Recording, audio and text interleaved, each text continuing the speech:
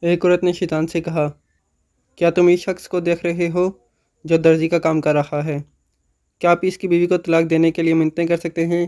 شیطان نے کہا، ہاں، اور یہ سادہ سا ہے۔ تو شیطان درزی کے پاس گیا اور مختلف سمتوں سے ورگلایا گیا، لیکن درزی نے بیوی سے اتنا پیار کیا، سوچا بھی نہیں تھا۔ شیطان واپسی آیا اور ہار مان گیا۔ عورت نے کہا، اب دیکھو میں کیا کرتی ہوں۔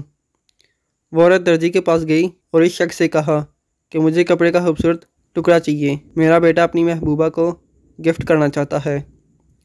تو درزی نے اسے یہ ٹکڑا دے دیا۔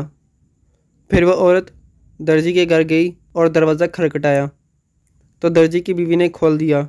تو عورت نے اس سے کہا، میں آپ کے گھر میں حاجت کے لیے آنا چاہتی ہوں۔ تو درزی کی بیگم نے اس سے کہا، آ جاؤ۔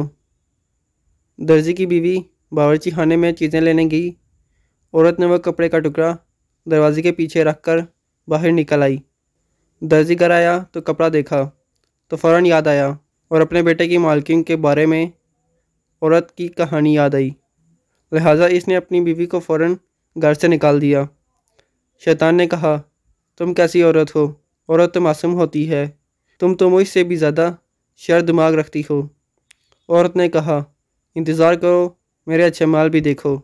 اگلے دن وہ عورت درزی کے پاس واپسی آئی اور اسے بتایا کہ وہ کل جیسا ملتا جلتا کپڑا چاہتی ہوں، کیونکہ وہ ایک غریب عورت کے گھر نماز پڑھنے گئی تھی اور وہ اسے بھول گئی تھی اور واپس جانے میں شرم آئی۔